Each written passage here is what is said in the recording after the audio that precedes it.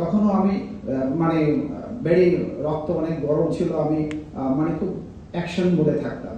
তখন আমি Noakhali district anti officer, আমি রুটসের একটা ইনফরমার আমাকে অভিযোগ দিল, আমি মাত্র 10 লাখ টাকা ওনার গাড়ির বিল সিজ করেছি। ওই গাড়িগুলো মেরামতের আসলে এখন বুঝি মেকানিক্যাল কাজ আছে কি, বিলে আছে কয় টাকা।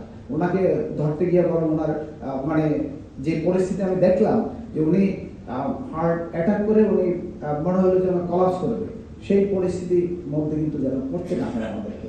এই কথাটা আপনারা মনে রাখবেন।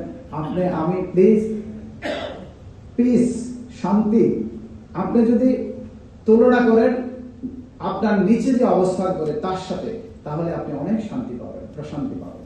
আর আপনি যদি চিন্তা করেন না আমার উপরে কারা কত বড় বড় লোক আছে, কত বড় টপে পজিশনে আছে, আপনি কিন্তু কখনোই প্রশান্তি পাবেন না। আমি আমার প্র্যাকটিক্যাল লাইফ দিয়ে মাঝে মধ্যে আপনাদেরকে বলেছি, হয়তো কেউ শুনে থাকতে পারবে। আমি 15 বছর পৌরসভার সিও ছিলাম। আমি কখনোই চিন্তা করি না যে আমি খুব খারাপ পজিশনে আছি। আমি দেখতাম আমার একটা বন্ধু ছিল, ক্লাসে ফার্স্ট সেকেন্ড হতো, সে একটা এমপি ভুক্ত স্কুলের টিচার। আমি তার দিকে তাকিয়ে দেখতাম যে আমি অনেক ভালো আছি, আমার একটা গাড়ি আছে, ব্যক্তিগত গাড়ি আছে, সরকারি গাড়ি আছে, আমার অফিসে আমার সাথে আমার নির্বাহী প্রকৌশলী কাজ করে, মেডিকেল অফিসার কাজ করে, আমার 1000-এর মতো জনবলের আমি টিম লিডার, আমি চিফ এক্সিকিউটিভ অফিসার। আমি কেন দুশ্চিন্তা করবো? আমি কেন চিন্তা করবো যে আমার বেসমেন্ট সেক্রেটারি লোকাল গভর্নমেন্ট, আমি সেই পজিশনে নাই। আমি দেখতাম যে আমার বন্ধুটা যে হাই স্কুলের বিভক্ত ম্যাথের টিচার, তার দিকে তাকাতাম, তার বাড়িতে যেতাম, তার বাড়িতে গিয়ে তার ওয়াইফকে দেখাতাম, আমার ওয়াইফকে নিয়ে, দেখো আমার বন্ধুটার ওয়াইফের পরনের শাড়িটা কত দামের, আর তুমি কত দামের শাড়ি পরো। আসলে প্রশান্তি আপনি খুঁজতে হলে আপনাকে মহানবী সাল্লাল্লাহু আলাইহি ওয়াসাল্লামের সেই হাদিসটার দিকে যেতে হবে যে সবসময় তুমি তোমার নিচের অবস্থানের দিকে তাকাও।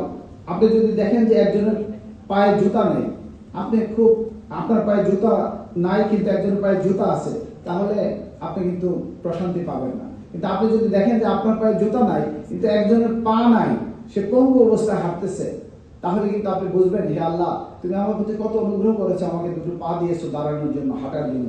কিন্তু যার পা নাই তার দিকে তাকিয়ে কিন্তু আপনি প্রশান্তি পেতে পারেন।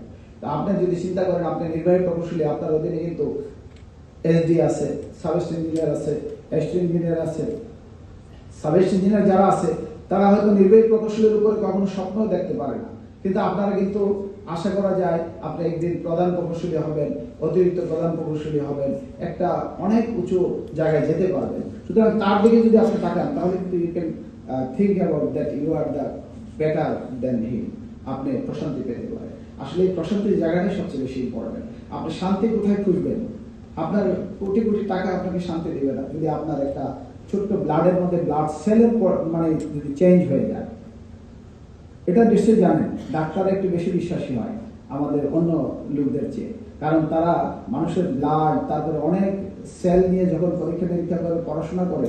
আমাকে একজন ডাক্তার নিজেই বলেছেন যে ভাই, ব্লাডের মধ্যে এত পরিমাণ সেল, শুধুমাত্র একটা সেল আর আরেকটা সেলের রেশিও যদি চেঞ্জ হয়ে যায় তখন বলে এটাকে ব্লাড ক্যান্সার হয়ে গেছে। আপনি যদি চিন্তা করেন সন্ধ্যাবেলায় একটু জ্বর জ্বর ভাব হয়েছে, সকালবেলায় ডাক্তারের কাছে গেলেন, ডাক্তার বলল ভাই একটু ব্লাড টেস্ট করে আসেন। ডাক্তার ব্লাড টেস্ট করে দেখলেন যে পরের দিন আপনাকে বললো যে আপনার তো ভাই ব্লাড ক্যান্সার হয়ে গেছে। আপনি চিন্তা করেন এরপরে আর ঘুম আসবে আপনার? এত সম্পদ, এত অর্থ, আপনি কি করবেন? আপনার ডেজিগনেশন, আপনার চিফ ইঞ্জিনিয়ার, আপনার এডিশনাল চিফ ইঞ্জিনিয়ার, অথবা আমি সেক্রেটারি। হ্যাঁ, আল্লাহ না করুক একদিন শেষে যদি আমরা বুঝতে পারি যে আমাদের শরীরের মধ্যে এরকম একটা মহামারী অথবা এরকম একটা বড় মারাত্মক রোগ আমার শরীরে ধারণ করছি, তারপরে আপনার আমার অর্থ সম্পদ কি কোনো প্রশান্তি দিবে? একজন লেখক ডাক্তার বলতেছিলেন যে আমাদের একজন বড় শিল্পপতি করোনায় যখন মারা